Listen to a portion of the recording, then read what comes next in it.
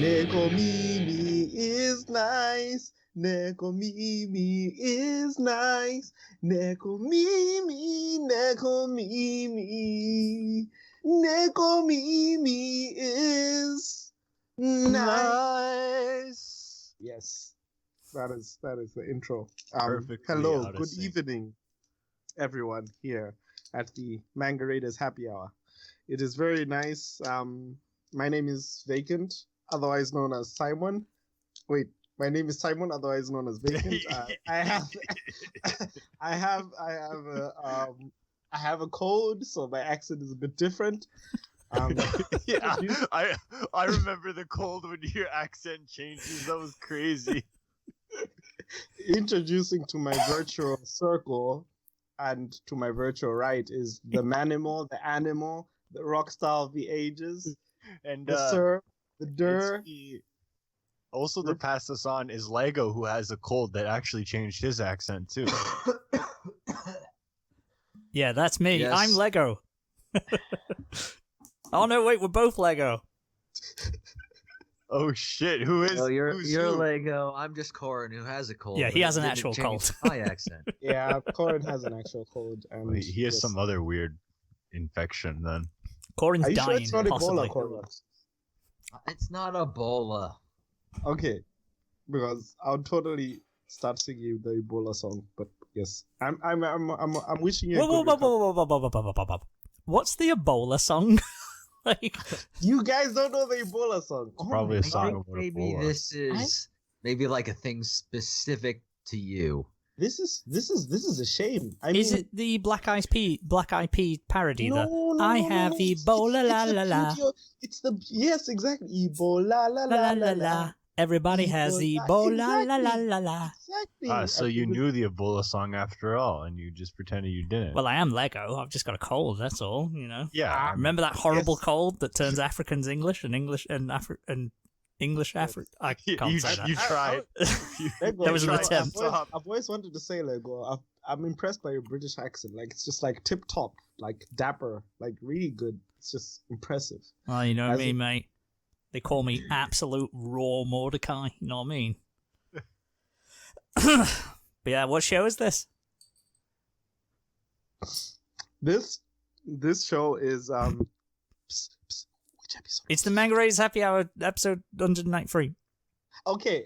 This is the Manga Raiders Happy Hour episode 193. Woo! Yeah, we haven't been cancelled yet apparently, and Pardon me. All right. watch your burps, Lego. Excuse you. Wait, do you say excuse me? Excuse you? by burp? Okay, let's I end don't the know. bit. Yeah, so if you didn't get it in that recap, I'm actually Simon. The rules is up. I'm Simon, better known as Vacant. We have Manimal here. We've got Coryn here.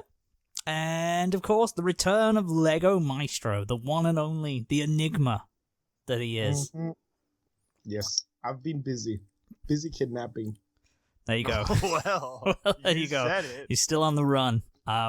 He's definitely just for legal reasons. We're saying that he's definitely not at the Manga Raiders HQ. He's not at our headquarters and head office. So He's don't never raid been us. here, and I've actually never met this guy in my life. The lowly porn You there is haven't. not mine. It's someone else's. I'm just gonna say. I want to go on record and say that. But anyway, this is I've missed you guys, honestly. we've all missed you, and I'm sure every single small boy and girl at home have missed your tones. in Why their do they have ear to rolls. be? Because they're the most innocent. Like, do you know when you become old, they become jaded? They'll be the ones who will admit that they've missed him. Do you know what I mean? Everyone else is going to be like, no, I don't care who's on the show. That's what adults sound like. Fair enough. Yeah. Which apparently I'm not part of. I've just kind of Yeah, excluded you're myself not from an that adult. group. You're apparently only a small child. No, of it's an okay. adult. I'm mentally retarded, so I'm an exclusion. It's okay. I'm all right. Oh, okay. I'm All British, so I'm my own right. class. Yeah, I mean, you got those teeth, and yeah. Yeah. Well, I mean, yeah, most people have teeth. Let's be honest. I That's a hope- normal. That's a normal off- feature off- on most human off the beings. Off the top of your head, how many teeth do you have? 32. Sure, I don't actually know. I think it's 32, right? Wow, cool. I think it's 32. Yeah, I think it's 32. I don't even know why I remember that anymore. I don't know. I'm going to stop counting with my tongue because it just sounded like I was having a stroke. How many days are in the month of March? 31. 31. Tooth extraction March. What? So let's talk about the weeks. Hey, yeah. So we are. I know it's a crazy old week. We're gonna get into the tips and dips, ladies and gentlemen. Let's just get into it. Fuck it. There's nothing major that we need to cover before that. So, tips and dips, tips and dips, Okay. tips and dips, tips and dips. I mean, I got a fix. Tips and dips is, I swear to God, that is the name of a porn video. I swear to God. maybe it is. Everything's... My dips, I have a cold. Everything's a porn video if you go deep enough. Ah, Which ironically is also a porn title. If you go deep enough. But yeah, tips and dips for those who are new, or maybe Lego if you forgot because it's been a while since you've been on. I've forgotten. Yes. Tips and dips. I've 100% forgotten. Well, it's a nice and easy segment where we've condensed the news, we've condensed the weeks, and all that kind of shenanigans. So what we're going to do, it's if you have any highlights of your week, it's a tip. If there is any lowlights or any bad news that's happened, that's a dip. So you throw out as many or as little as you want to. See, we're That's actually a pretty streamlined. wholesome partition of the episode. Nice. That's cool. And then we'll get into sharing. the winter season because there's a lot to unpack in there, you know. Looking forward to it. So yeah, throw out a Manimal had one. I know he did. Yes, I got a thick dip. Hey, there you Jeez, I swear this is porn. This is No, I had the unfortunate annoyance of spilling boiled water on my hands. go. Or my hand, I mean. Ah, Or shit. two of my fingers, I should say. Rip Manimal's 2 fingers. Wait, are they your guitar fingers? Well, it's on my right hand, so I don't need them to hold the pick. Thank Christ. But no, it's not that. Well, it's not that good, but it's not that bad. If that makes sense, you know, like it's not ideal. It's not great, but it's not horrific. That's Are good they then. your guitar fingers? He just asked. Literally, I was just gonna say, was that different? Like Lego plays guitar, so maybe he knows what he. I Well, mean, okay, if there's you're- playing guitar. Well, I mean, it wouldn't. And there's playing guitar. Are you asking? Are they his pleasure fingers? What? His finger guns? I mean, if you want to be explicit about these things, I was just asking if Well, I'm they're pretty the certain that's where fingers you were that going. he uses to play the guitar. Don't. Well, we're not. This isn't the You chicken could use any tenders finger. episode, It's fine. so Okay. But you're not going. You haven't got 3rd-degree burns. You're not going to lose skin. no. That's okay. Nothing Then. crazy. It's just an annoyance, and I'll talk about the movies I watched this week. So this is like the tips, you know. Here we go. I've been catching up on all the great movies that have actually turned out great. That's the key part. You know, you gotta see if you like them or not. You know, obviously Godfather, Taxi Driver, and now today the greatest of all, Slave Girls from Beyond Infinity. So Slave Girls from Beyond Infinity. yeah, this is some 80s B movie. I think it's from 87 or something. It's like a sci-fi sexploitation movie. And it was probably one of the most spectacularly cheesy things I've seen. It was actually because it was like, you know, you just had the girls and they were, you know, doing their thing. And then you had like these like alien robot suits and this jungle set and really shitty models and it was kind of like one of those amazingly bad movies, you know. It was actually pretty good. I actually enjoyed it. It was, you know, it's not a movie for the family or nothing, but I love really bad films. You can enjoy them on a Yeah. whole nother level. yeah, like the I- dialogue, like there's a lot of like science talk that the two girls do, and Is it they're like not very- classic? They're not very convincing that you know Yeah, what they're is it talking like about. classic 70s or 80s like science dialogue where like they just throw in as Oh, much yeah, they're buzzwords talking- as possible? They're talking about like the ignition on the ship and shit, and they're just hitting random buttons on a random dashboard.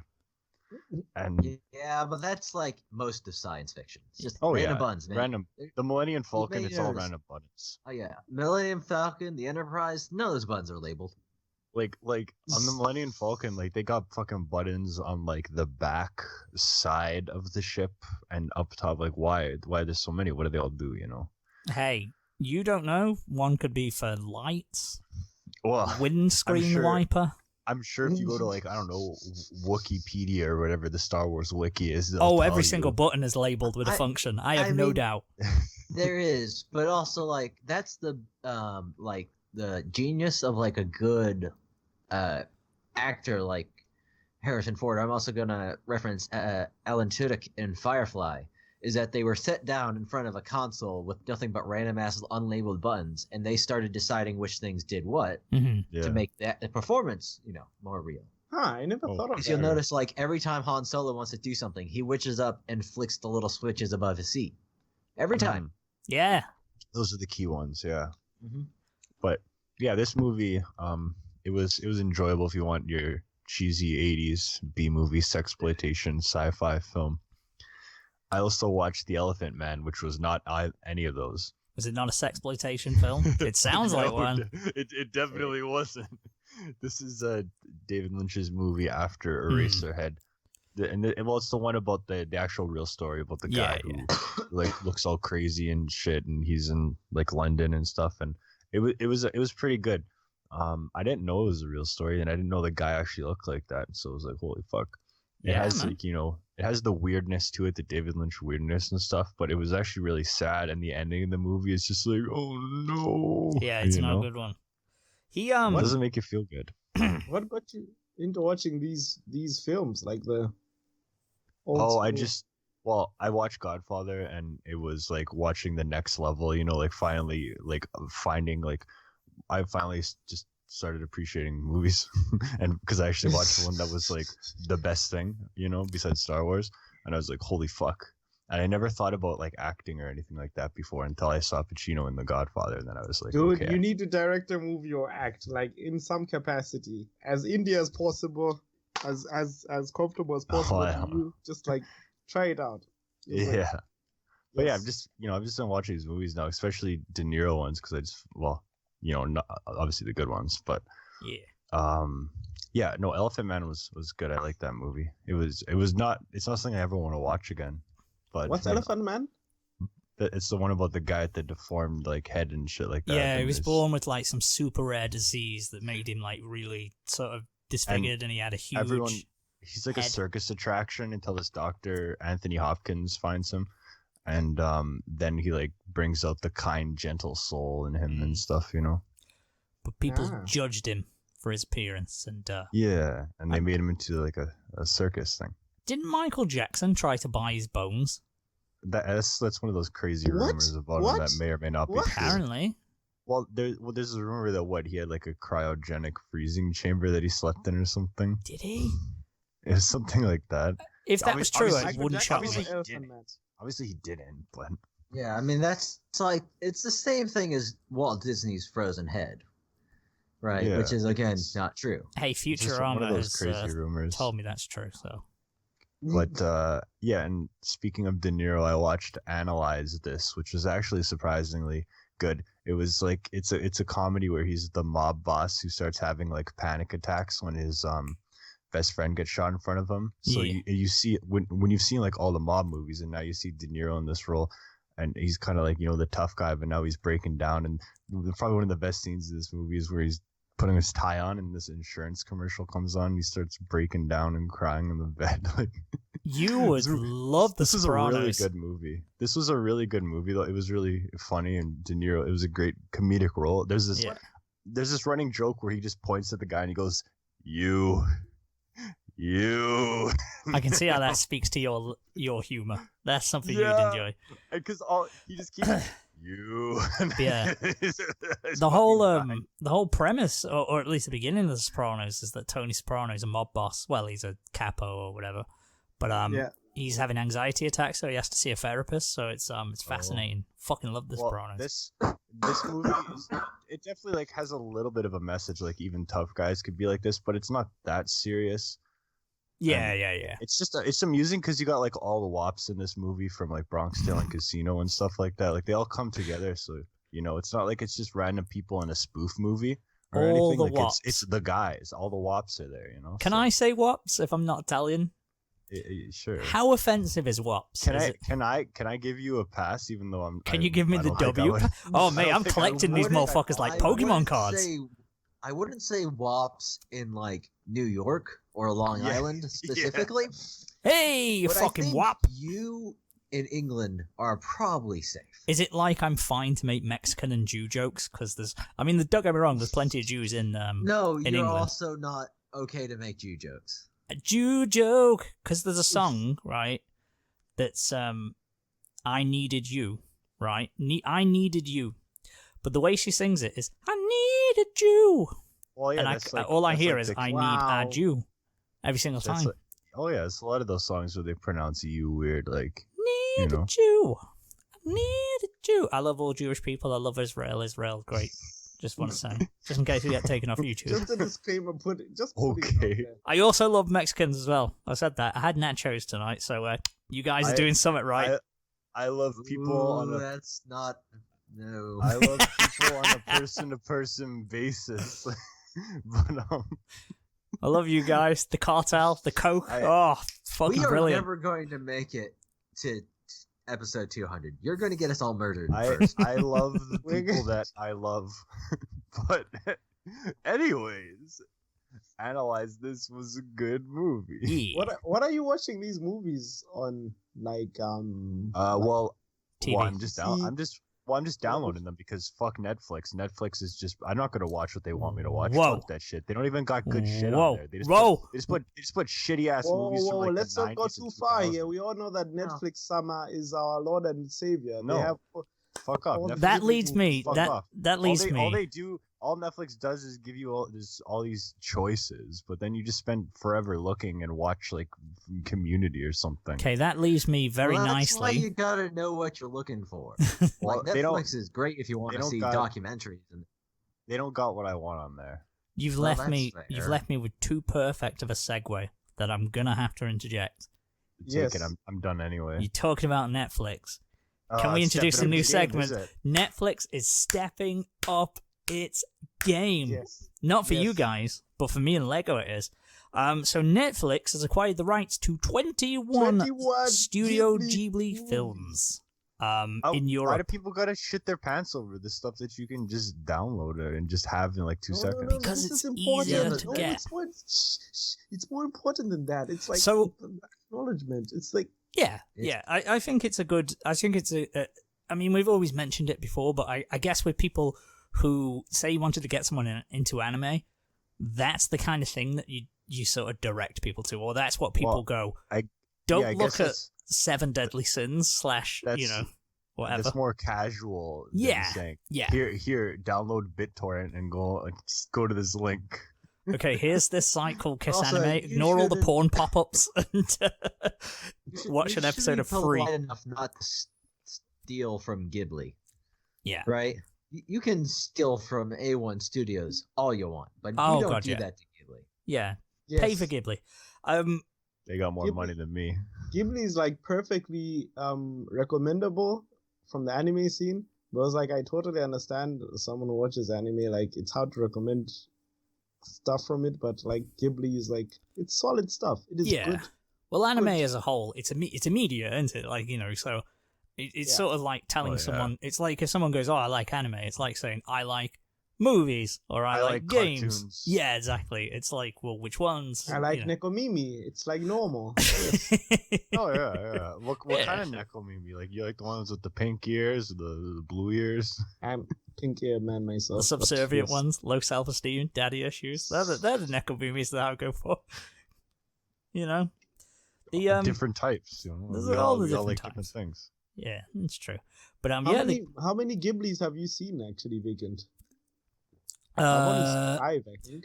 I have the list of all the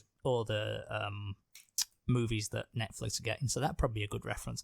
I've seen Castle in the Sky, My Neighbor Totoro, Kiki's Delivery Service.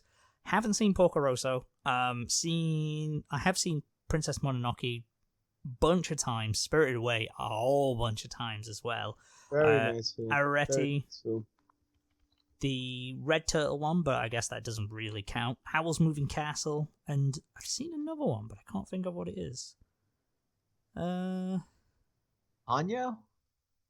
Panyo! There you go, that's what it is. Yeah. If you're gonna, people who have seen it, it's gonna be like Howl's, Spirited Away, Totoro, and Ponyo. Those are the big ones. Yeah.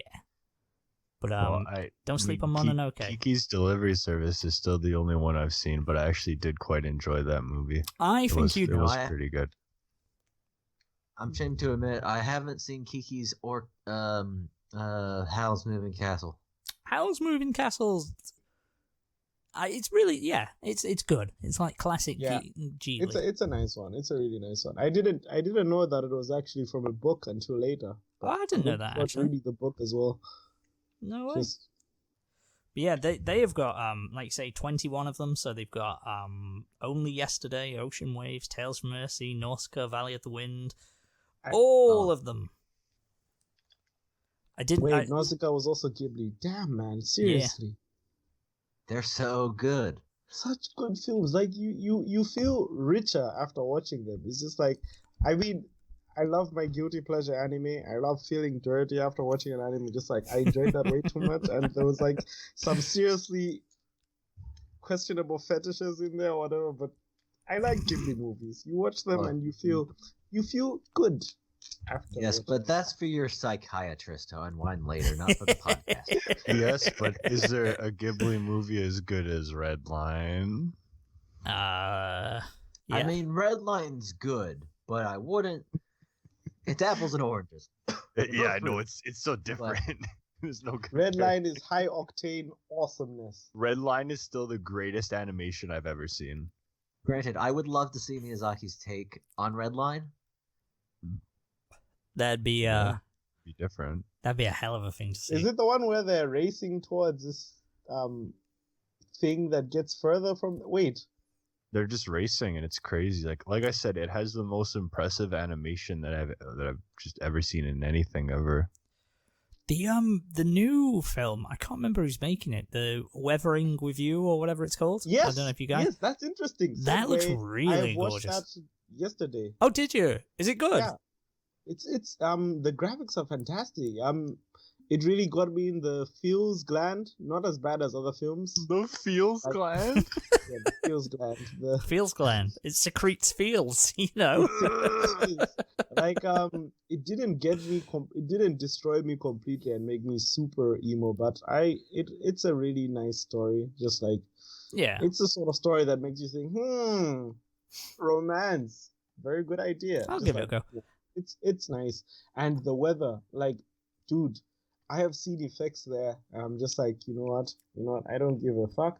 Witchcraft exists. Just like there's people who are sacrificing virgin goats to volcanoes or something because this is impossible. It's just like seamless 3D, 2D animation and the weather effects. Like the whole point of the show is about it raining in Tokyo and everything, and it is amazing effects. It's just amazing. I think it's not. I think there's stuff like in action anime that is like more impressive, like you see explosions and whatever, yeah, maybe, but this just really shows Tokyo. I really enjoyed it. I'll give it a solid 7 out of 10. Yes. Fair enough. It wasn't completely awesome, but it was really, really, really, really good. And I'm sure it comes out. There's like 2 days where it's out in a cinema close to me, and I'm ignoring because I enjoyed Your Name. I thought that was fine. And Silent Voice as well. That was all right. I forgot that Your Name existed until like a few days ago, and I was like, oh yeah, that was a thing. Yeah, it was fine. No, it was good. If you don't question it too hard, it was good. Silent Voice Your was Name good. was good? Your Name, I enjoyed Your Name. I thought it was fine. It wasn't bad, I mean. Nice. The Silent Voice was good, but the payoff isn't quite what you wanted. I was going to watch that because it was Kyoto Animation, but I never got around to it. It's definitely worth watching. I enjoyed it, but like I say, I think just the end leaves you a bit. You're just like. Well, and I mean, Kyoto Animations, their animes are already impressive enough, but their movies are on a different level. Oh yeah, no, yeah, it's beautiful. Oh, it's beautiful, mate. Oh, it's beautiful. Oh, It's beautiful, my beautiful mate. boy. Or movie in this case.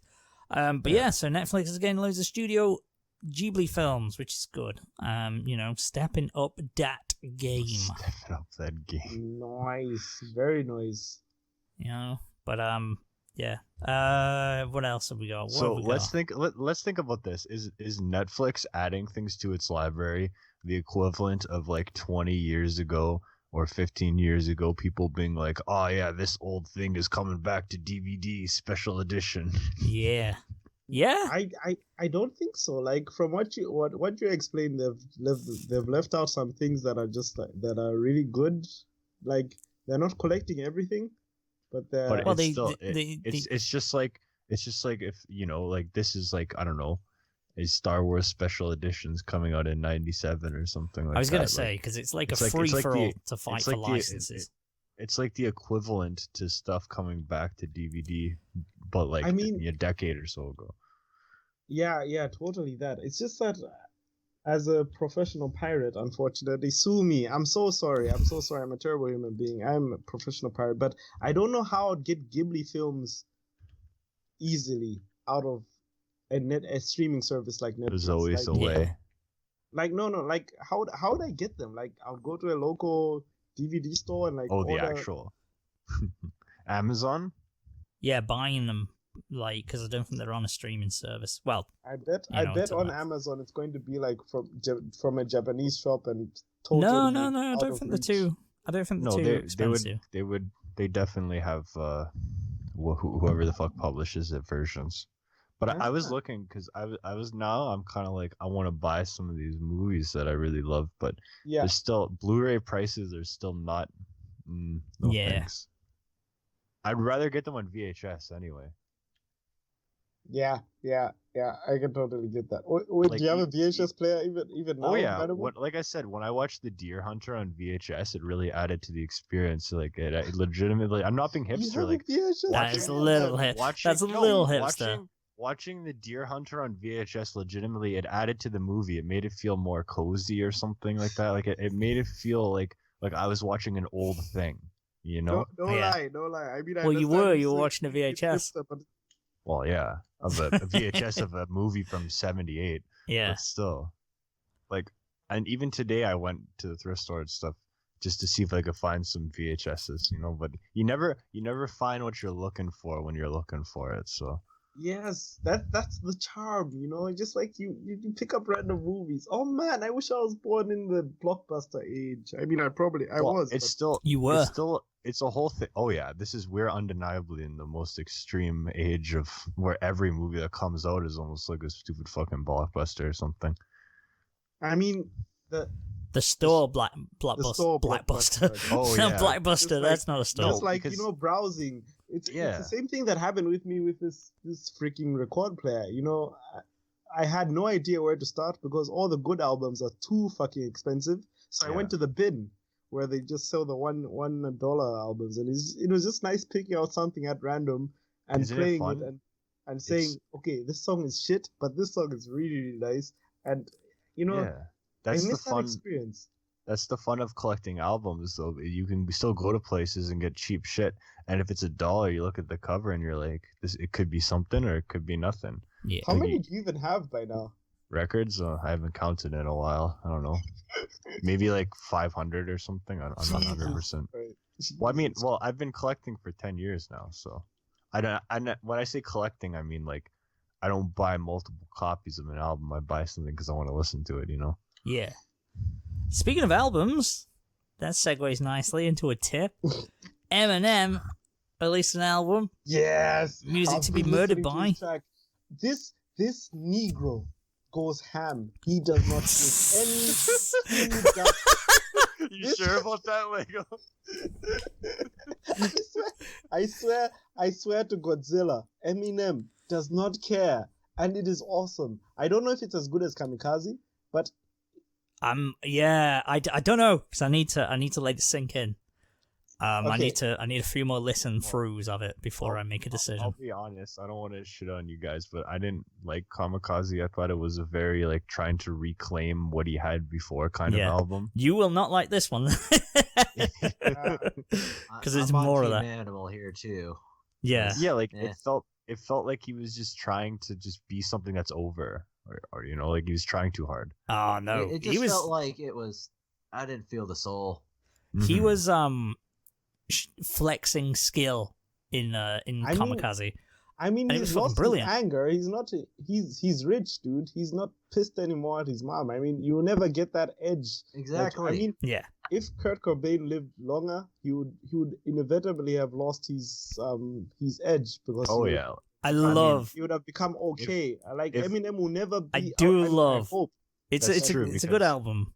If Nirvana were still around today, they'd be on like their whatever 30-something anniversary reunion tour or something like that, you know? Yeah, they'd be a shell of themselves. Eminem, I think, has always kept up a consistent quality. I know he's always been around. Like everyone always mentions his name when an album comes out.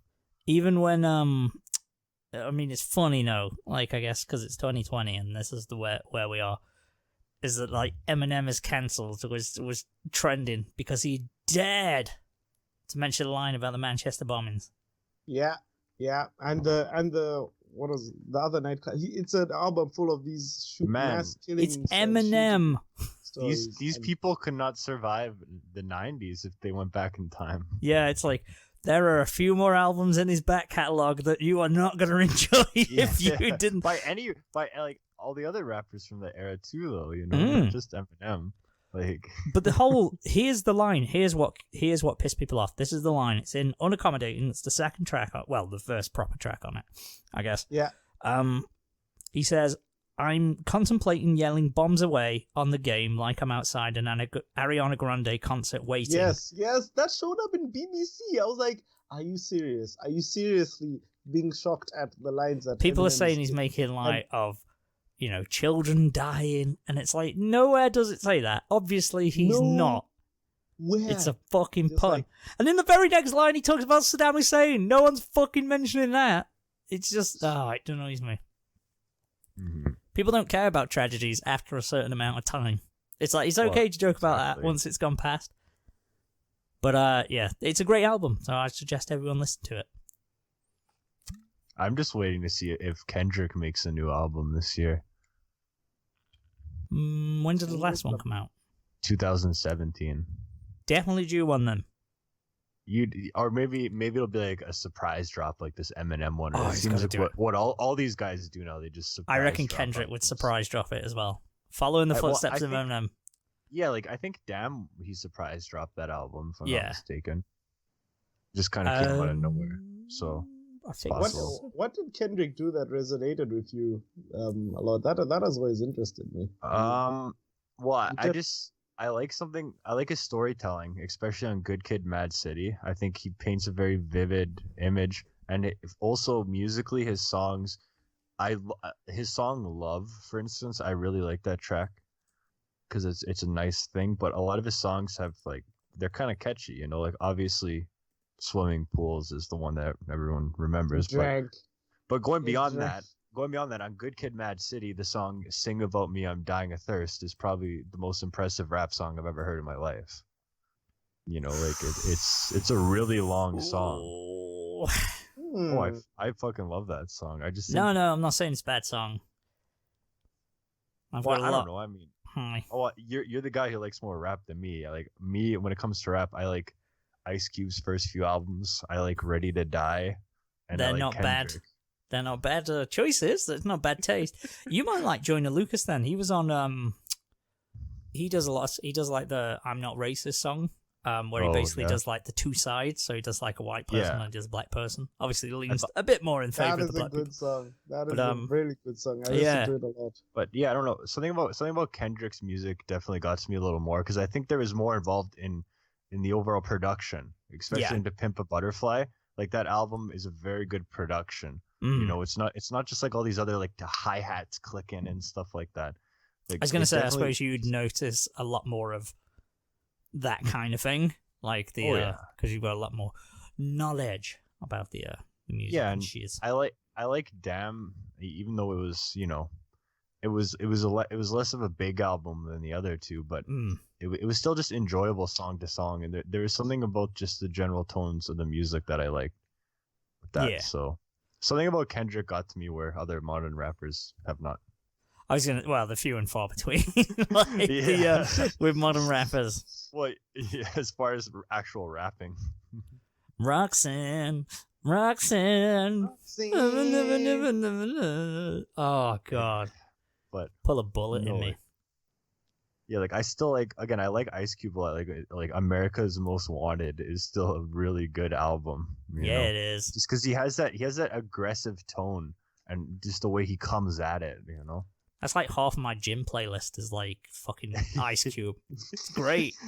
Well, same with Biggie too. I really like Biggie because he has that tone in his voice, you know.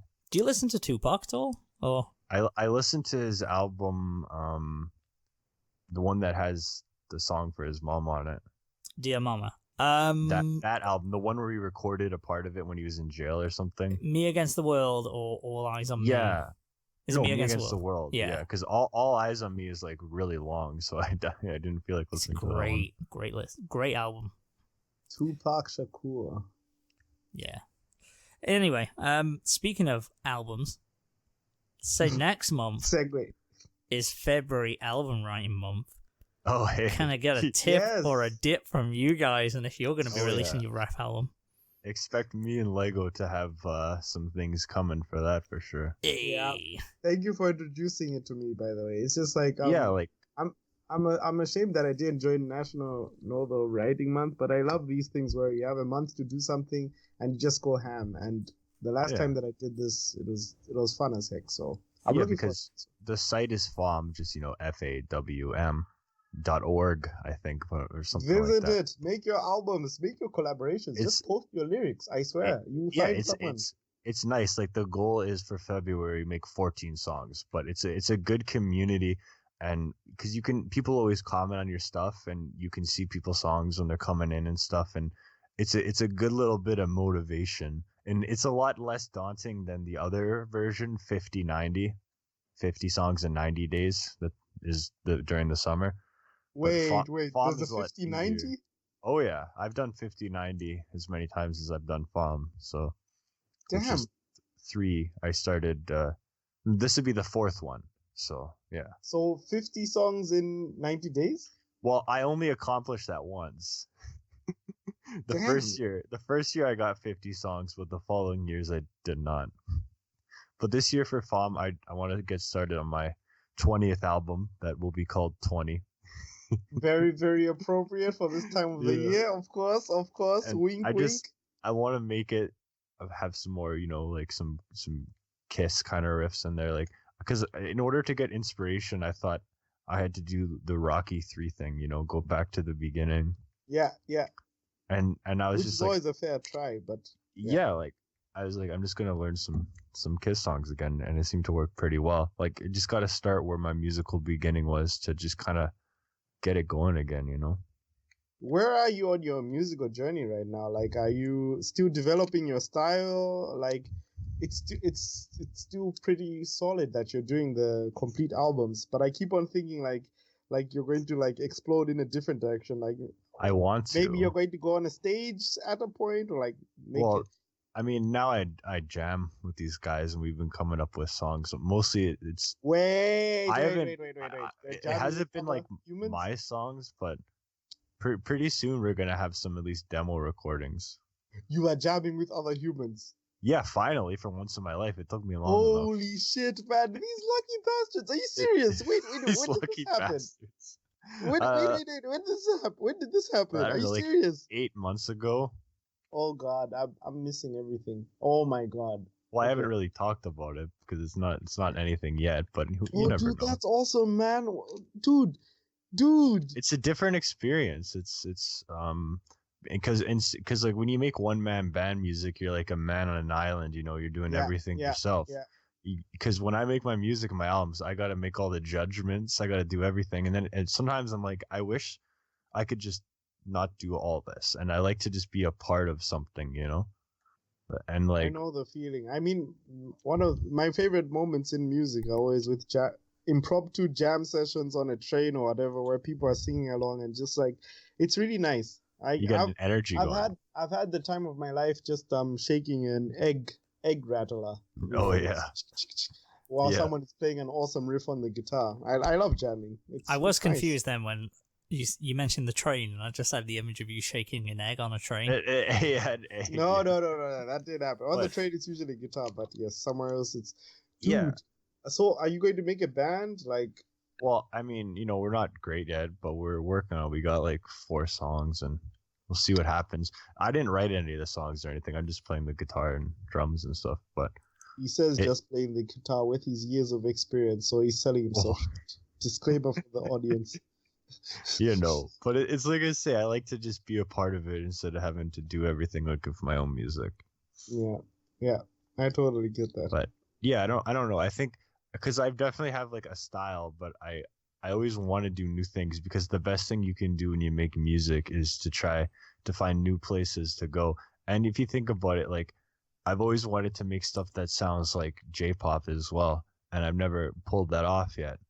Like I've always wanted to put elements, like how can I turn Perfume, take stuff from their music or Utada and turn it into like guitar music and stuff, Like one time Pipus put a great idea into my head when I was mentioning all this. He's like, why don't you take like stuff from Carly Rae, like the pop and the vocals and stuff, and combine it with like the Misfits, like craziness, like the guitar and all that. Oh damn, that would be interesting. And like these are great ideas that are still in my head that I just haven't pulled off yet, because when you've played for long enough, you kind of get concrete in a certain style, and it could be like this if anything, drawing or guitar writing, where you work yourself into like, this is what I do, and then it's hard to go beyond that, because like even with guitar, like if I play a solo, I'm always doing the same notes, hitting the same ace licks or something like that, I don't even know what an ace lick is, but I totally agree. It's basically what all my solos are. But I promise to Google it later. I mean, I can get that. Have you ever gotten into jazz? I like jazz casually. I'm definitely casually, like I like Miles Davis, like Kinda Blue, and what's the album called? In a Silent Way, and John Coltrane. I know that as one. well. I know that one. So, and I like to listen to jazz when I read. Like it's always really nice, but I haven't explored the genre as much as I would have liked to. But there's always places to go. That's the thing with music, it's always there when you want to find it. So yeah, I think music is the one frontier where I'm really proud of myself. Like writing, like I am so sorry to my past self. Like writing has become shit recently, but as far as music is concerned, I'm really excited, and so February will be interesting. So yeah. I hope to get better with writing and productivity, though. I have a lot of projects to finish, and yeah. Well, the key thing is you can't force it, and you just got to do whatever your inspiration tells you to do. Gotta do what you gotta do.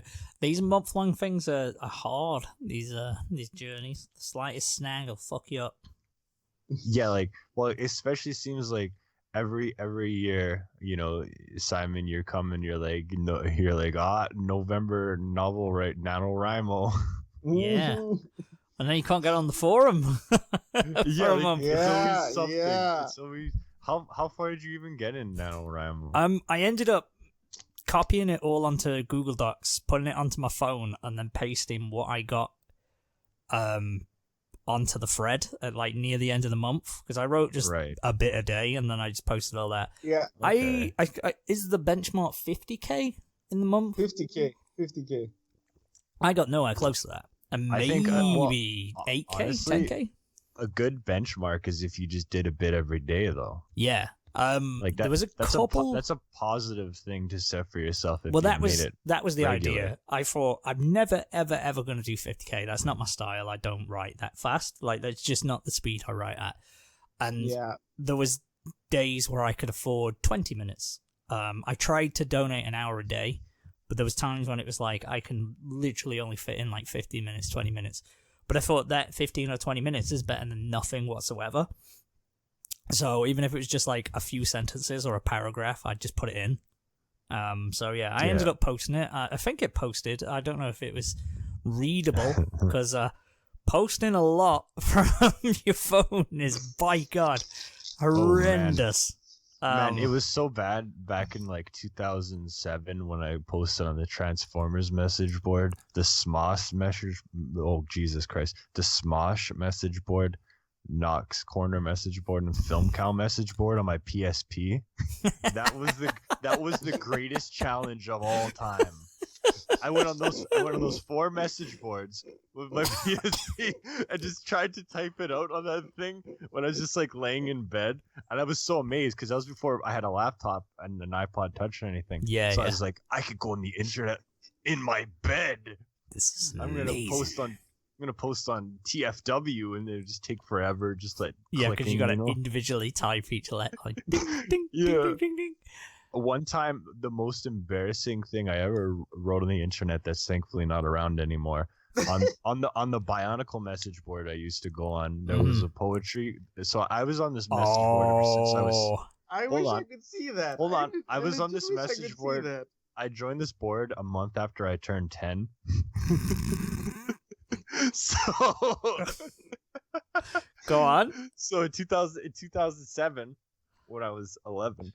And had just seen Transformers, there was a poetry contest. So my poem for Valentine's Day. So my poem was about how whoever the girl it would be for was more beautiful than Megan Fox. I mean, to be fair, that's a nice compliment. In my idea, it was a beautiful poem, but I was so embarrassed that thread got replies, but I never looked back. I never saw what the replies were.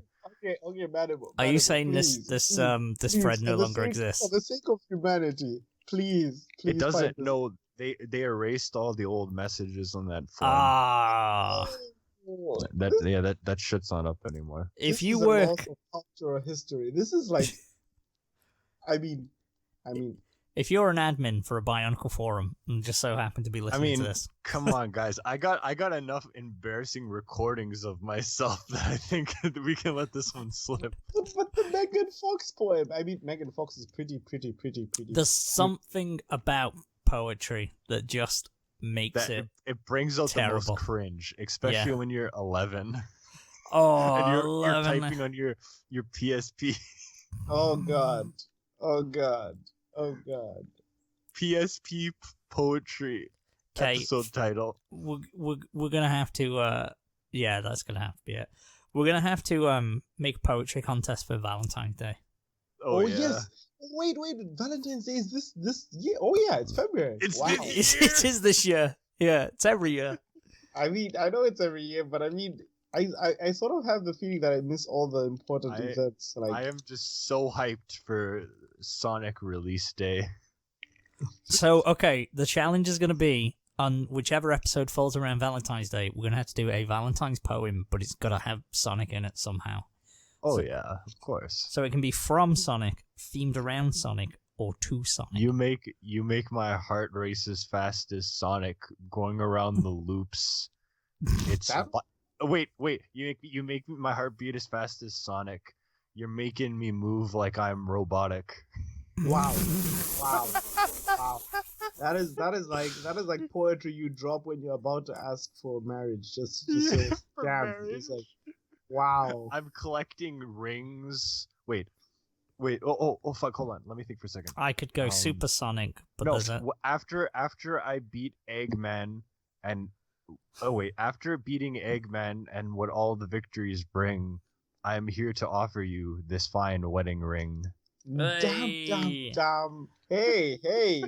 You heard it here first on the Manga. Save some bitches for the rest of us. Wait, no, it should be after experiencing what an Eggman victory brings. I am giving you this wedding ring. That's a little hard. That one's a little bit of a hard rhyme. You've got 4 weeks to work on it, so it's okay. For you, chaos control. Okay, yeah, we'll work on it. We'll work on this one. I like this idea. Yeah, we'll do that. That's like 3 episodes from now or 4 episodes from now. So you know, you've got plenty of time. Mm-hmm. I'm sure whoever's on that one, we'll get them to do it. So we'll have some. I think I'm getting out of this competition because Manimal has I already won. Weaved bars has weaved bars that could just end like even Eminem, just like shout out. Wait, so what was it that happened? So, because there's a couple contests, and I won 2 of them before I was a regular on the show. Because you had that one for the Halloween. Short story and the comic strip ones? Yeah, and you guys gave me like $50 on Amazon, and I bought those K-On! Figures. Are you serious? Oh, yeah. Yeah. Yeah, I did prize contests. And then there was another one where nobody entered except for me. So I won by default. This is something that you listeners should notice. That was the last time that you ever gave out anything like that. Yeah, I might as well have just given you $50. Like, yeah. I was like, these aren't, because I was like, I am more than happy to do prizes, but if people, on the forum didn't want to do it, then there's no point. When I got those K-On! Figures and I still had money left over, that's when I bought the stick of shocking gum just to use up all the money. I actually remember that. Why do I know that? I bought the K-On! Figures, my Gurren Lagann wall scroll, and the shocking gum. I don't know why my brain. My K-On! Figures were the really big Yui and Azusa ones in their white shirts from season 2. Well, I'm glad it was put to good use. Oh yeah, those are still things that are up, and that shocking gum, it's sitting in my room, ready for the most unexpected individual. It's ready for shocking, It's ready, shocked. Shock. Yeah, that's some fun stuff, isn't it? Or is it not? It is. It's all good fun shizzle. Is anyone else got any tips and dips, or shall we head first into the thingamabobbers? I got a tip what is to the rip. next session? I've got how this thing goes. Yes. The winter session, the winter season, even. That's what I'm trying to say. Season. Yeah, I had a brain fart. Wait, are you telling me the anime for this season has already started? It has indeed. Okay. What's the winter season looking like? I think it's real good. Yeah. Well, I think we may as well get into it then. Let's tell you all about it and regale you with tales. I have not watched a single episode, so I'm looking forward to hearing what you guys think and what's happening. Okay. Let's do that. Ugh. Who wants to throw out an anime first? Well, maybe you should go through things, Coryn, before you expire for the night. Why don't we just start with Eizouken? Yes. The second episode, because you didn't watch the 3rd episode yet? Well, didn't that come out today? It did. Yes. Well, Sunday night, yeah. But yeah, okay, so it wouldn't come out yet. It's good. It's still doing good. Episode 2 is good. Episode 3 was good. There's a lot more fantasy stuff in episode 3. And they're just trying to, fix that club room. Oh yeah, I love how they got a club room that was all corrugated metal, full of holes. Yeah, and what's up with the school giving them a club room that has holes in the wall and shit like that? Yeah, this whole place is very, very strange. So Lego, Keep Your Hands Off Eizouken is I guess, our sleeper hit for the season.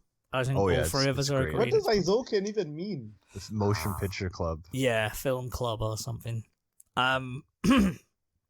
But yeah, so it's basically a story of 3 girls who form a motion picture club and want to create an anime. Well, 2 of them want to create an anime. One of them just wants to make a profit.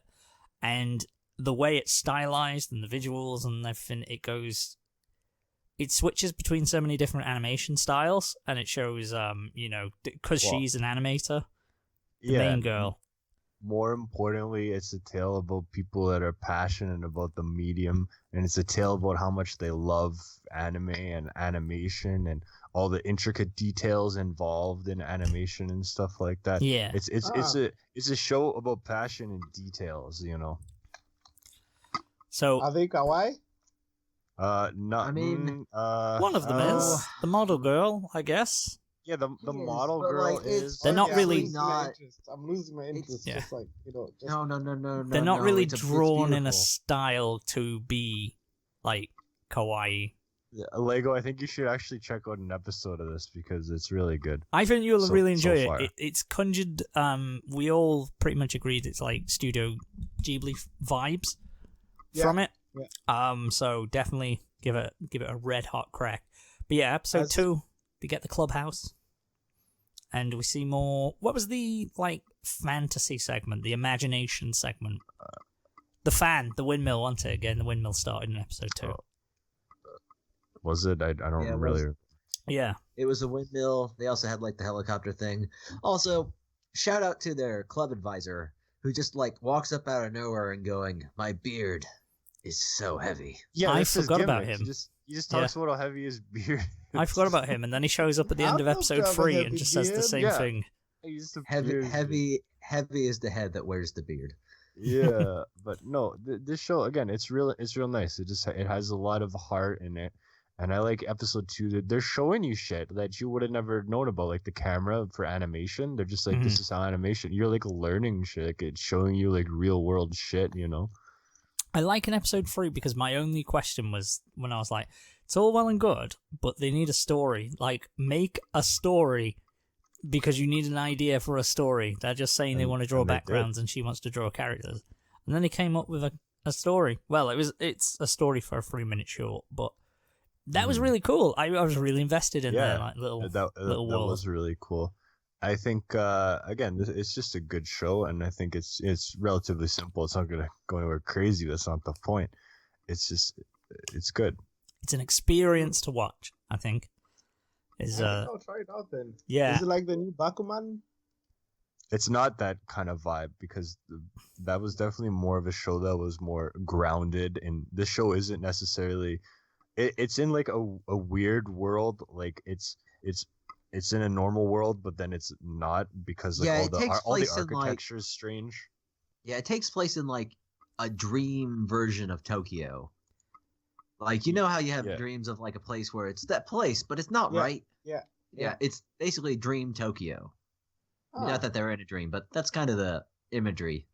I love in episode 2 when the little meatball takes a fall and they sell their accident footage to the news. Oh yes, meatball. I didn't remember her name, so she's just a little meatball. I haven't got all their names. Asakusa. I know they her actually name's Midori. have relatively hard names, except for Midori. The other 2 have actually kind of hard names to remember. I can't remember. Kanamori. Kanamori's tall girl, who's the Yakuza. Mizuzaki. Yeah, Mizusaki. And she had didn't realize it in episode 1, but her backpack is 2 tennis shoes. Oh yeah, that's Kanamori. Cool, yeah, she's got 2 shoes. It's got all these little details. I like it. Mm-hmm. Like I said, it's a show that actually is trying to do something different. It's trying to be unique, and it's trying to make just something that is not like all these other shows that feel copy and paste. Okay. It's very good. The studio did Devilman Crybaby before this, so you know it's quality animation. Okay, you know what? I'm definitely watching this then. Yes. Yeah. Now you're sold. I am sold. Just like totally. Yeah, she has a very just everything, like the voice acting in it, like the choices, the voices for the 3 main characters is all they're very great. different and unique. Yeah. Like again, like the little meatball has probably, like we were saying, one of the most puzzling voices ever. Yeah, like an 80-year-old grandma or a young boy. And I do love the opening because it's just, the visuals are weird and stuff, but the song's actually pretty tight. It's actually a pretty cool. Do you know what it song. reminds me of? The easy peasy part. That part reminds me of Gantz, like the opening to Gantz, and I can't remember what it was called. Dun dun dun dun dun dun dun. Yeah, it's because it's kind of one of those like rapish kind of J-pop songs. Yeah, but it's a really fun intro. Mm-hmm. Oh, it's trippy as fuck. Okay, you say this is trippy. It's not that trippy. Did you watch episode 1 of? I mean, we'll get there, but Dorohedoro? No. Not yet. Oh, you my watched Nobody could say the title. Dorohedoro. Yeah. Is it good? Yes. Please tell me it's good. It's okay. This comes with a caveat that I had to watch it on my phone, casted to my television, because it's not on Crunchyroll. And even though the credits said in like association with Netflix, not on Netflix. Oh, it won't be. So I kind of watched a lower res version, but it's very fun. It's sort of like, I mean, we can skip over to Dorohedoro now if we want to. Yeah. Yeah, we're done. It's Imagine It's No Gun's Life for those familiar with last season. Yeah. Except instead of having a gun for a head, he has a dinosaur for a head. Yeah, the dinosaur for a head. Bad guys, basically, they live in a place called the Hole, and there's a bunch of wizards that come in from another dimension and just fuck with people because they can. Yes. So the bad guys are all wizards, and he's just a lizard man, and he has this chick he hangs out with who's like a martial artist / chef. Yeah, she's dangerous. She's deadly. But like, it's really disturbing. Like, he keeps putting people's head inside his head. Yes. Because another head will come out of his throat and look at them and judge them. Because he's trying to find the wizard that turned him into a lizard, because if you killed the wizard that turned you into something, you turn back normal. Yes. Okay. And, like, main bad guy seems to be like, he's like, all the wizards wear like creepy masks, and the main bad guy's got big spiky hair and like lives on top of a toadstool like it's goddamn Alice in Wonderland. And he makes mushrooms everywhere. It's very cool. I loved the manga. I was just like, there's no way this will be good. But since you're describing it this way, I'm just like, yes. Yeah. Yes. There is a touch of CG animation, but it's one of those where where it switches between the CG and the hand drawn quite a bit. Mm-hmm. So it's not really that noticeable. And it's so common nowadays as well. That I think it's just. I'm not gonna lie. When I watched the trailer and I saw the CG reptile thing, I was like, "Nah, not watching it." Like, it's just that much of a jerk reaction. But it's same thing by me. Everywhere. It's everywhere these days. Yeah, going back years. I mean, fucking Inuyashiki back in 2017. I mean, before that, Love Live, and the dance sequences, which are terrifying. Actually. Mecha shows. Yeah, so it's so prevalent. It just. I know it's going to be the future, but it's ugly. It's ugly Berserk, as fuck. It's what ended Berserk for me, because just like. Okay, Berserk. You cannot compare this to Berserk though. Berserk was real bad. This is good. Yeah. I mean, sign-in shows and 3D have bad history, because it's really important to show that grittiness. So like with mechas and everything, it works. But if you go wrong, then So I'm glad to. I think it's probably because it's a cheap way of doing it, like the CG. But like definitely, it's going to. It's getting better. It's here. It's going to get better, and it's going to get awesome. So I'm happy to hear Dorohedoro. Yeah. Wait. Yeah. What does the name even mean? I don't know. Okay. It could mean nothing. It could just be a sound effect, basically. It's like Durarara or Bakano. They don't mean anything. Yeah, I did intend to watch it this week, but I couldn't find it, and then it's on. I don't even think it was on Kiss Anime. It is now, but I don't think it was when I looked. But I don't know. I'll watch it for next week. Do you know what this makes me know? I think this means that Chainsaw Man, the shonen manga, will be adapted. Like, it's only a matter of time. Yeah. Like I didn't think they would have the balls to animate something like this. I mean, I know anime is weird and has animated the weirdest anime ever, but like Dorohedoro, I thought it was underground. So they're doing an anime of the redo healer one or whatever it's called. You know what I'm talking about? Oh, I saw your tweet about that, and it was the first time I had heard of the manga, and then I read it and I saw things. Yes, if they're doing that, I saw things. Anything, Vacant. Jesus Christ, anything is on the table. So that is a manga about he's a healer in a party, but healers are pussies, so everyone bullies the healer, and then he gets his revenge on people. It's literally an anime about a rapist. It's like torture porn in a way. Wow. Yeah, like one of the main bad guys is is like a proper he's like made his life a living hell. So the main guy, to get back at him, turns him into a girl, poisons all his men. So his men are like these absolute beasts of guys who are obsessed with raping girls, and just trap him in, and he just gets raped to death while he sets the house on fire and burns him alive. So it's kind of fucked. Yeah, lighthearted it's a Shield Hero, dude. I was shocked that it's a Shield Hero artist. Just like, wow. Very, a bit more extreme than... Like, people had a problem with Shield Hero. A load of people had a problem with that. They are fucking gonna hate this, but... I'm not sure when that's coming. It might be the end of the year, but we'll see. I'm sure we'll cover it when it does. Fantastic. It's going to be like what we were describing of Old Man Laser Eyes? Oh, Old Man Laser Eyes was great, though. I feel... No, but just in terms of like the violence and... yeah. That was fucking... Probably one of the most extreme scenes I've seen was Old Man Laser Eyes, when he goes into the house and kills everyone, like even the father and the kid in the bathtub. That's fucking uncomfortable to watch. Oh yeah, that's signed in manga. That was uncomfortable. Like, you're like, oof. Normally you can just detach from shit, but it's like, oh, I didn't like that. Well, speaking of uncomfortable things, like the last scene in Dorohedoro, in the first episode, is a chick getting her face bitten off by the lizard man. Ooh. Oh yeah. Oh yeah, it's bad. I don't go super gory, but ooh. I'm sorry, but this just makes me happy. I'm sorry. It's just like I lost hope, man. There's a reason why I'm in my anime blackout. I just thought they wouldn't be able to make seinen anymore. Well, there you go. You can go pirate Dorohedoro and Isaacin. And if there's the only two shows that you watch them. Don't watch Nekopara. I know it has Neko in the name. Wait. Lego actually. Say the name. Why are you guys starting with these complicated shows like Nekopara was very boring and lame. I don't recommend episode. No. One you could watch. Is there a show called Nekopara or not? There is a show called Nekopara. No, there isn't. It doesn't exist. But it's not very good. But I believe you. I literally. Here's a big but.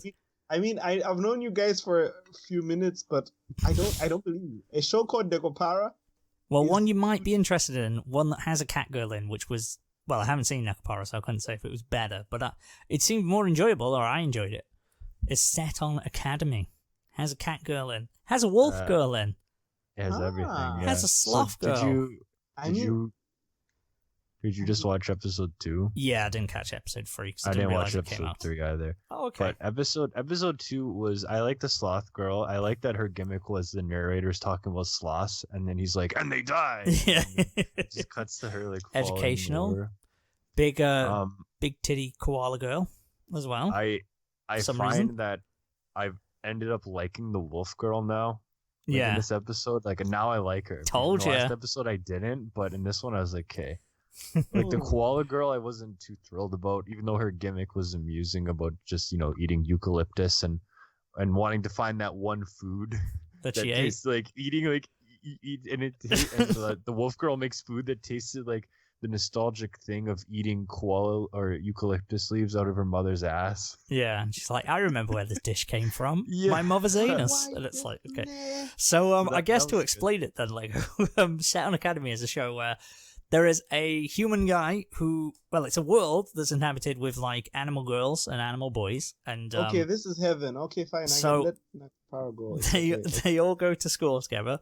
The main character is a human male who hates animals. He has a distrust of them, don't really like any of them. The principal, their teacher is a T-Rex. The principal is like a crab, and then there was another headmaster who was like a fucking brachiosaur, whatever the fuck they're called. Whatever the really long neck dinosaur is. A huge dinosaur. Yeah. I swear to God, why do we writers torture ourselves about story ideas? It's like you're shitting me, but I know you're not shitting me. Oh my God. It's a great concept. I think episode 2, it kind of shows you this show is just kind of gonna do the harem thing. Yeah. And it's gonna have all the cheesy elements and jokes and stuff in it. Wait. But do they have sailor outfits? Do they have school uniforms proper? Of course they do. Are they like shots of the back and the front and there will be plenty of fan service in the show. Lego, there's a pretty what would you call it? Extravagant panty shot in episode 1. So okay. You know, I am a man of culture.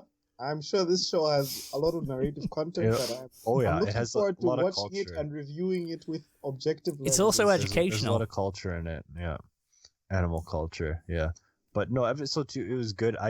I hate the opening of this show. Yeah, it's not good. But, the opening is not good, but... rarely... I don't... out of the shows that I watch, I enjoy maybe 2 of the openings of any of the shows. So. I find with openings, if they're sang by the cast, then they usually are not good. There's exceptions. There's a lot of exceptions, like the Setai Yakuandama openings were good. And were the Harry openings? The second Assassination Classroom opening was good. The Mr. Teacher, that was a good opening.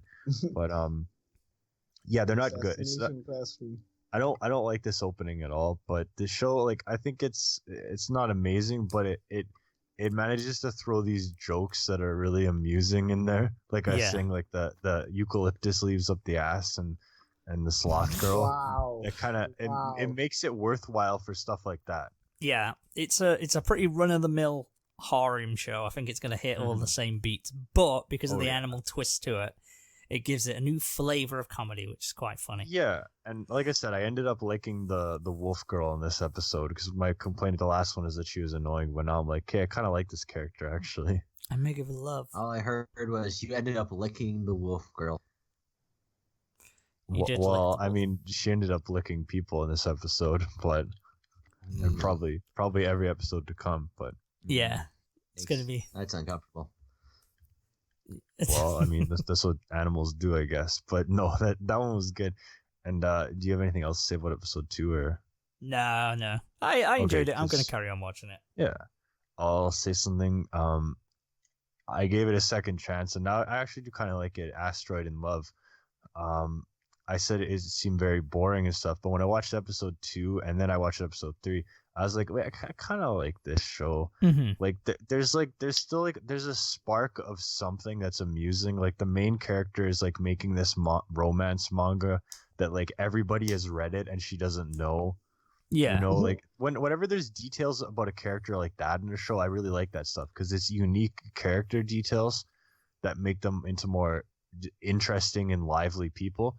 And actually, the show's been doing pretty good at that with their conversations and stuff like that.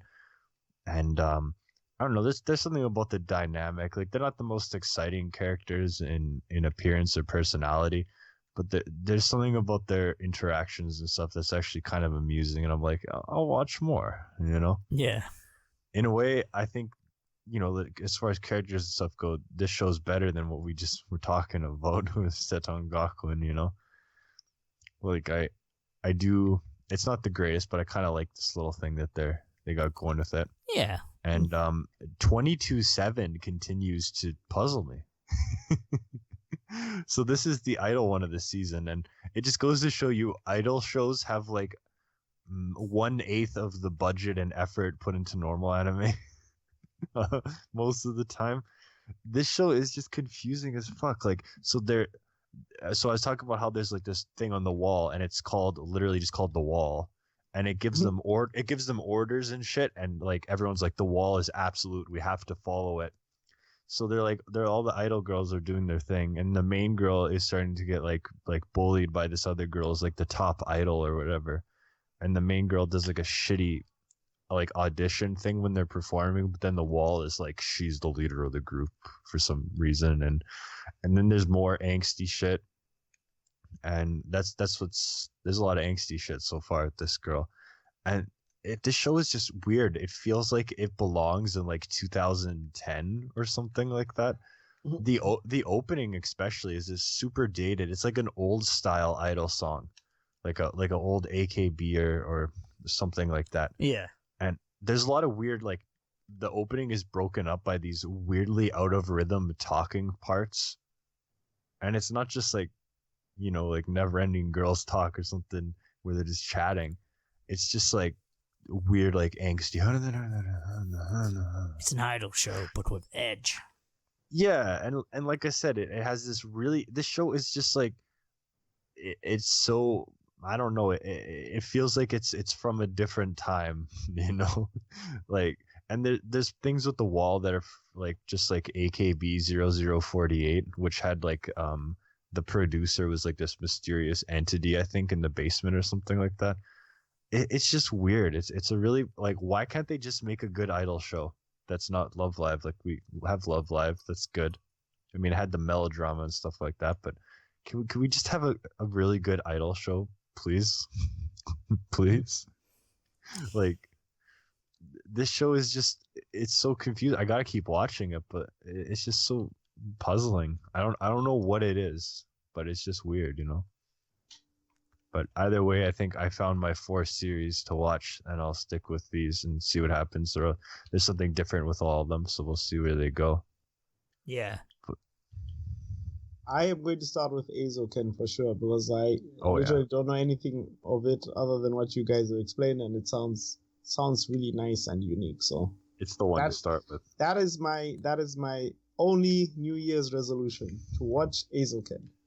Yes. Good. Well, that's a pretty simple one to follow. I mean, I don't make resolutions at all, so yeah, and I haven't been watching anime enough, so I think I can dedicate myself at least to finishing this anime.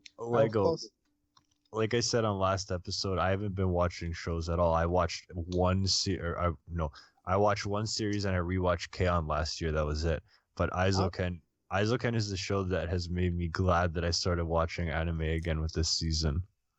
Yeah, I mean, at least you've got the film thing going on for you, so that's also cool. So well, yeah, that's because it's a medium that is exciting because there's stuff that I haven't found in it yet. Whenever you know that there's more to find and there's that excitement, that's what gets you going. Yeah. Just like the upcoming seasons, you never know what you're gonna get. And now I'm back in it. So is that everything that you watched, then, Manimal? Those 4. Okay. Yeah, that's my 4 now. Sweet. And like I said, Eizouken's a good one. 22/7 is the very confusing one. Yeah. Asteroid in Love is the very simple but actually kind of charming one, and Seton Gakuen is the funny one.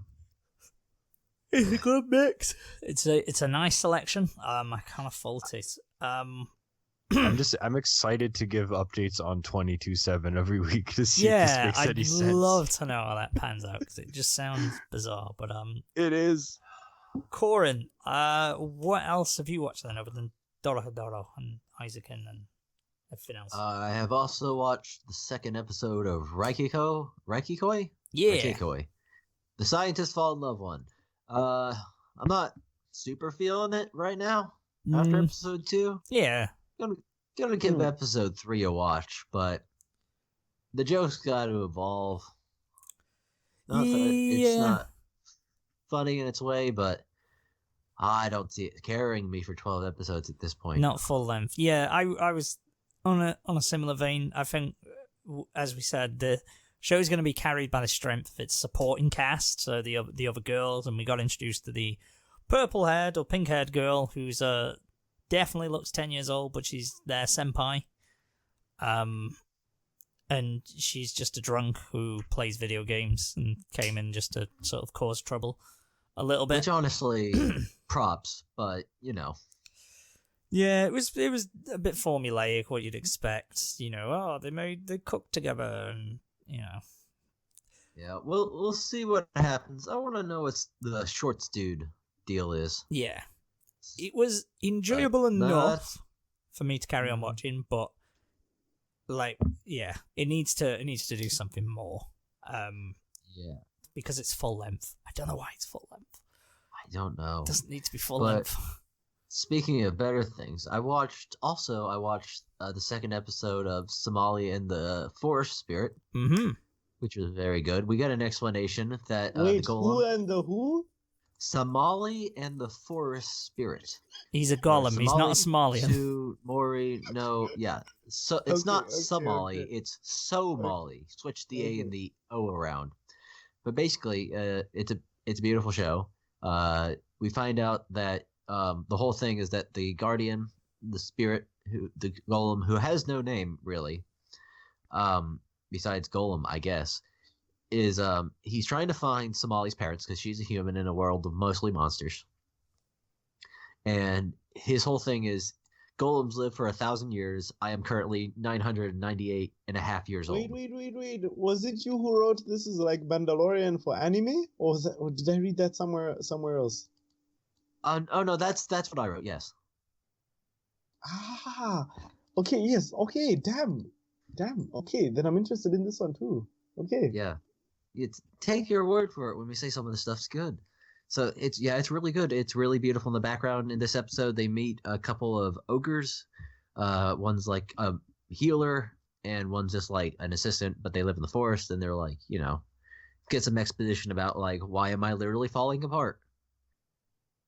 But he's going around making friends. It's just a very sort of, I don't call it monster of the week, but so far it's been very episode by episode.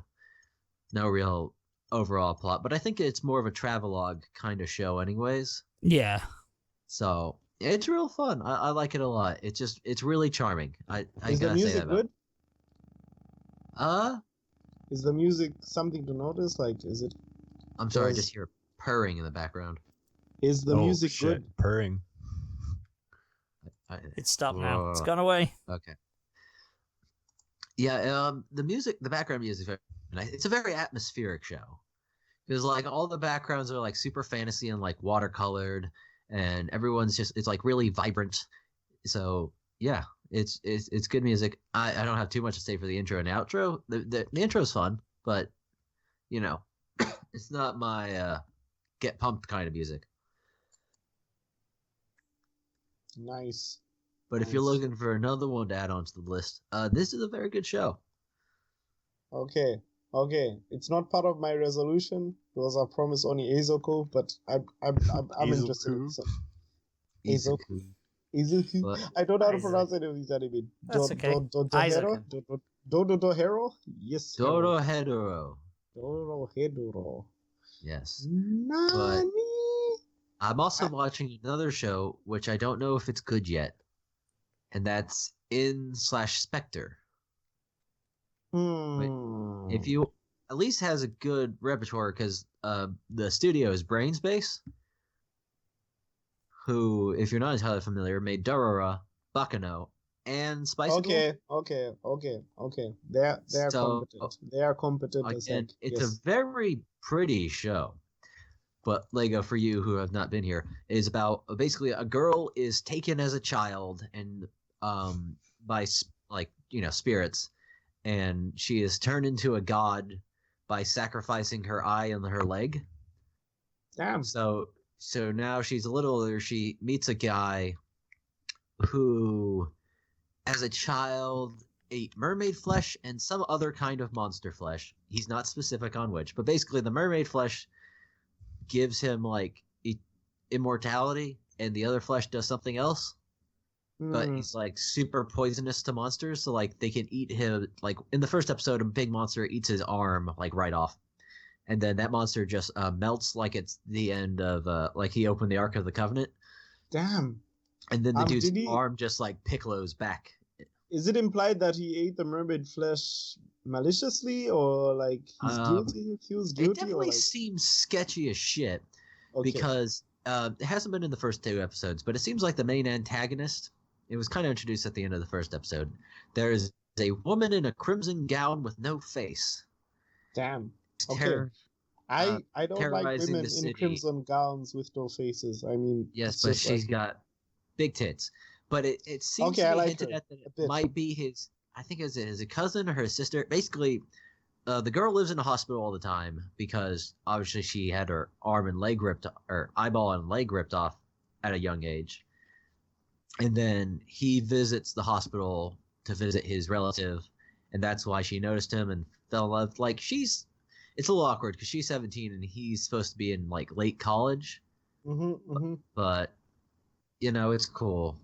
But it's real fun so far. Like, it just well put together. The animation's very pretty. The storytelling's been nice so far, and it's just kind of goofy and light, and they got a good sense of humor about it. What the hell? I was totally in despair about 2020. I'd be like, it'd just be another season of anime. Just like, damn, you guys have mentioned at least 4 interesting anime that are just like worth the watch. It just goes to show that despair is overrated. Yes. Yes.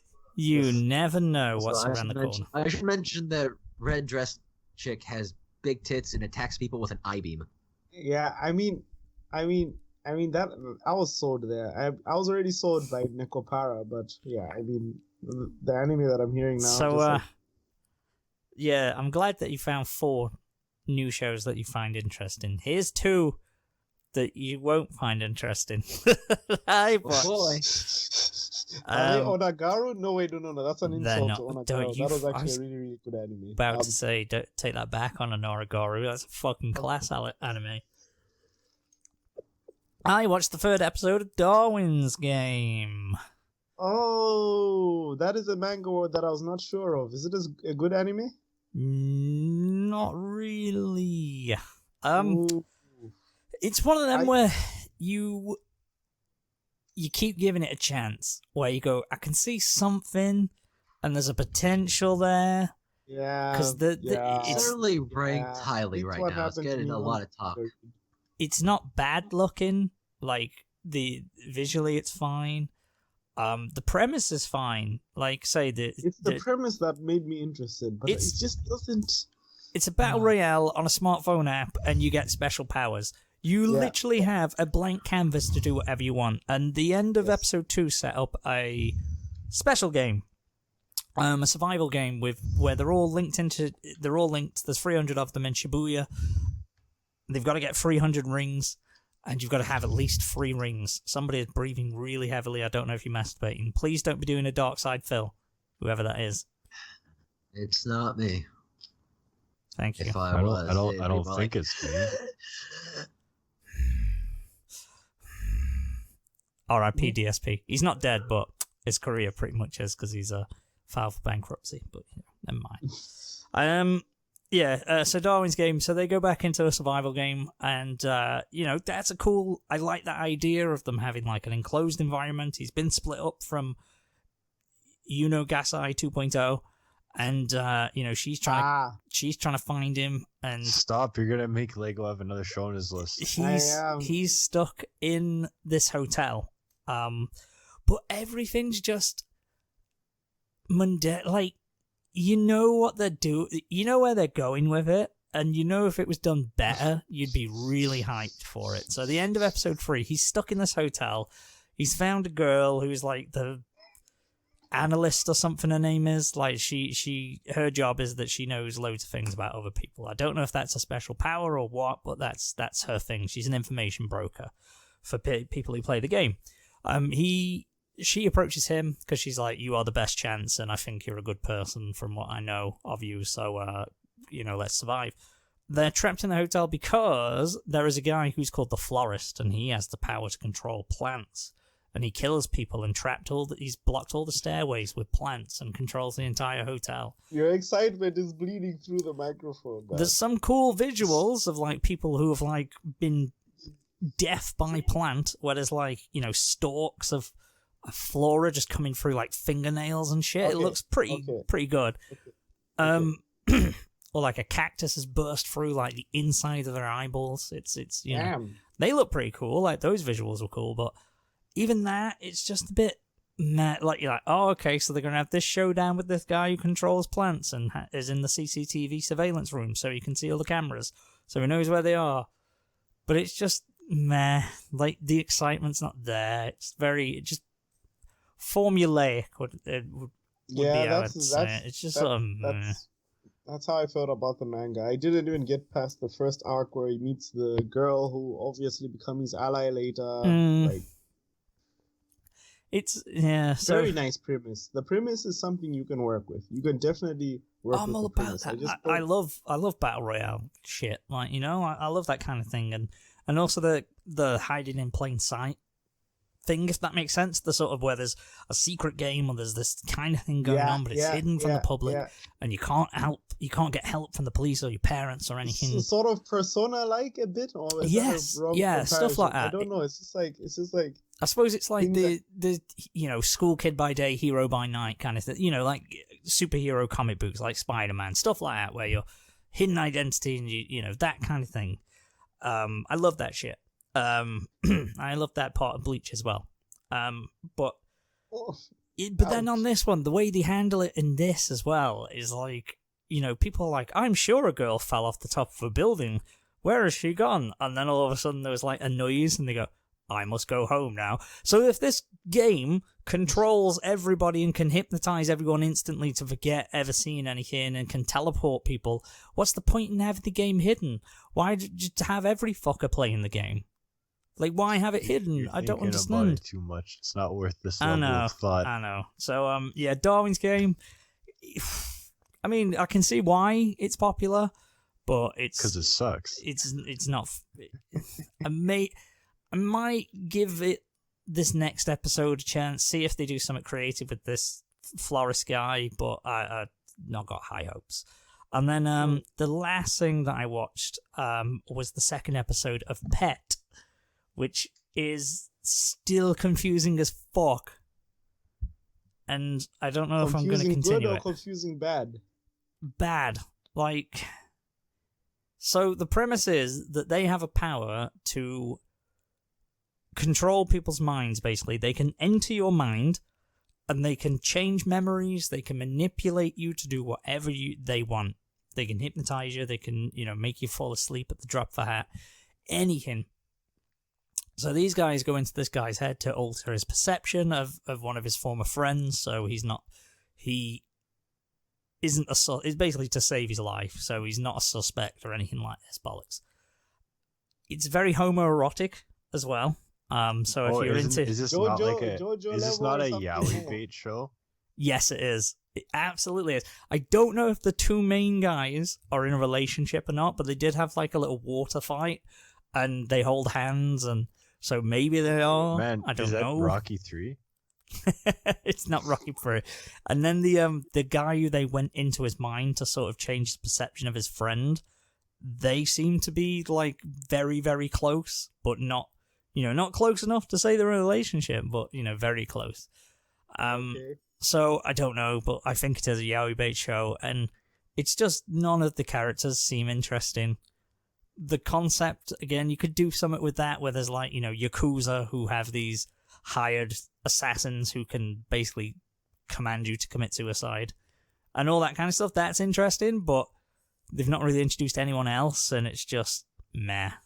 And when they go into the brain, he has to become... There's one, I was pissing myself laughing at it, and I don't know if it's supposed to be taken serious now. So when they go into someone's mind, one of them turns into a goldfish, and that's how he travels through your mind. Oh no. The other one turns into a drop of water. He said he turns into a droplet of water. Or he says he goes as small as a droplet of water. I couldn't really understand the translation. But he's basically Did they show it? Yeah, he's tiny, and then he becomes larger, but he doesn't just like snap, all of a sudden he's human-sized again. He like slowly grows bigger, so at times the guy who turns into the goldfish turns back to a human and is just carrying like a little doll-sized version of his friend. But he's in human proportions. It just looks so bizarre. Is there do they like enter people's brain in like a Jimmy Neutron-esque scene? What kind of... I don't know what the Jimmy Inception level intelligent psychological weirdness, or so is it just like weird? It is very abstract. It just sounds like a show that's made for you have shipping wars. Yeah. Who's the best ship? I mean, it's quite, it's very abstract, like when you go into the brain, like for example, so you've got like the peaks and the valleys, and that's the thing. If you destroy someone's peak or valley, then that sends them insane. Peak's the best memory they have, and obviously the worst fears of the valley. So they go into someone whose brother, his peak was formed around the memory of his brother being kicked to death by his father. So there's like thousands of boots just stamping down, and like loads of feet coming down and stuff like that. so it's a bit, bizarro world. As you could imagine the consciousness would be, it'd be all muddled and weird. But I'm probably not, I have no interest in carrying this one on. It's been 2 episodes. I don't know where it's going to go next. And nobody's interested in it. Like, not one of the characters is interested in, and they haven't really capitalized on the concept and premise. So maybe it goes somewhere, but I'm going to drop it, I think. Fantastic. Okay, good to hear. Good to hear. That's everything I've watched. It's always a worthy sacrifice when someone watches a bad show and says it's bad, so that we don't have to suffer through it. So, for the greater good of us all. That's why we do this. I watch the shows, so you don't have to. I'm not touching this show. I've googled it, and the cover looks really interesting. So it's definitely a show that would have made me watch the first episode. Oh yeah, no, it looked really interesting and cool. The opening's horrendous. It's like a really bad opening. I think it starts with like this weird sort of wailing noise, and it's like, it's a stylistic choice, but it doesn't come off. Where are the good? Okay, well, no, Aizoken has a great opening, but where are the other good openings this season? We left them in the summer and fall when we had Dr. Stone and Fire Force with some incredible openings. Well, shit. Who knows? I'll let you know if Kute Dragons has a good opening, because I still need to watch that. And I also need to watch Dorohedoro, but I will need to get that done. But I'm not working as a hectic schedule this week, so I've got more time to watch some animes, and read, which will be more cool. Because January is... Also, at first blush, Dorohedoro's opening is also very good. Ah, okay. But if you think Aizoken is trippy, just wait. we're approaching Mob Psycho levels. Okay. Well, I don't think Aizoken's too far off the beginning for Mob Psycho. It doesn't maintain the level of LSD trippiness all the way through. Just silhouette dancing for the most part. It's like it's the very beginning. So when you have like the guitar slide and they go brrr, and the image gets stretched out. Like, Matt, the thing about the opening to me is not that. It's how long it takes for them to show the title, like how they show it bit by bit. Oh, like keep your hands. Yeah, that's the part that gets me. It's cool. And in my brain, I feel like they're saying it, but they're not. They're not saying it. Oh yeah. It's like in my head. I'm like, no, the music isn't like chanting along. They're just subconsciously. But yeah. So overall, decent season. Like that. I'm gonna stop watching Pets. Stuff to watch. I think that's officially the first thing I'm gonna drop. Sadly, you should stop Darwin's Game before it disappoints you too much. Like I say, I'm gonna. I guess I'm just being too generous. That's what I said about Mayonnaise Oga. Oh, Mayoega? Lost Village? Yeah. Oh, God, that was one of the greatest examples of a show that had like this concept. You're like, this could be good. You're like, it could be good, and then you get to the point where you're like, it's shit, but I gotta keep watching it because I gotta see how bad it gets. It's one of them where you're like, that's a really interesting concept. I can't think off the top of my head where that would go, so it'd be really cool to find out where they fleshed this out and went, okay. They didn't know either. It was so bad. If I'm not mistaken, this is the show that had like big Jello boobs and stuff like that in one episode. Like just like Jello. I don't know if you got to that part of the show. I don't think so. Because there's like Jello boobs and it was crazy. Jello boobs, man. But it was one of those shows where you keep watching because you're like, it could, and then you're like. Eventually, you're just like, I just gotta see how this shit goes. This is so stupid. What's the actual title again? Mayo-Oga? Mayo-Oga? Something like that. I'm so used to calling it Mayonnaise Oga. Mayo-Oga. Mayo-Oga. Something like that. Fair enough. But yeah, we shall see next week then, because we'll continue. We'll see if we end up dropping more and more. But I think we've reached the end of the episode this time around. Hold on, I gotta not get yet. something. Yeah. Is it the end, or have our memories been manipulated by some weird people? It's not a 2.5 hour episode this time, so it's okay. last week's was a bit of a hefty one. It was a bit of a chunky boy. A bit round on the edges. It was a hefty one. It's still, we trimmed the fat for that January one.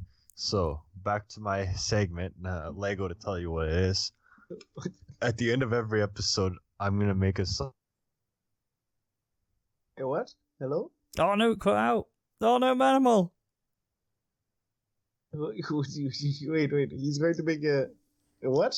Okay. Okay, now I'll explain it why we getting back on, because I think he's just dropped out for a second. The suspense is killing me.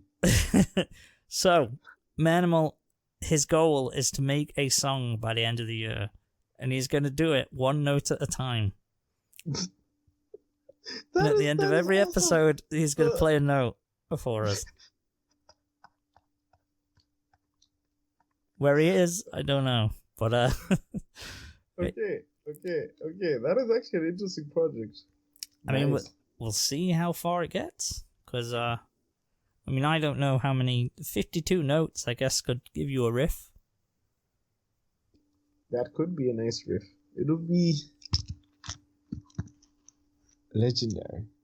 Hey, okay. Have you been watching other media like Manimal, like watching films? Are you reading stuff?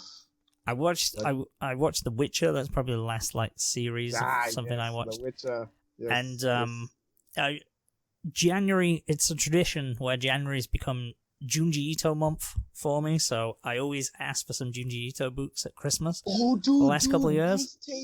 Nice taste. My condolences for your sleep, but nice taste. So nice I've been taste. reading Tomi, the one with the succubus who just keeps coming back to life. So I've almost finished that now. Oh God, told me I hate that. Oh man, Uzumaki ended me. Jesus. Uzumaki is my favorite still, I think. It's so fucked. I hate this beautiful genius of a man. He's just like horror manga. Damn. Did you ever read Drifting Classroom? No. Is that what's the Japanese name of it? I don't think it's Ito, but it's by another legendary what's his name? Kazuo Umezu. It's another legendary horror. No, I'm not. Survival horror about a classroom like kindergarten or like the one after that, not secondary school. Grade 1. It gets teleported to an alternate universe and things That's young as fuck. Okay. Hey, he's back. Okay, I don't know what happened there. Things went absolutely crazy, but yeah. So you said one note every time. So I'm gonna play the 2 notes and then a new note. Okay, you guys ready? Yeah. Yes.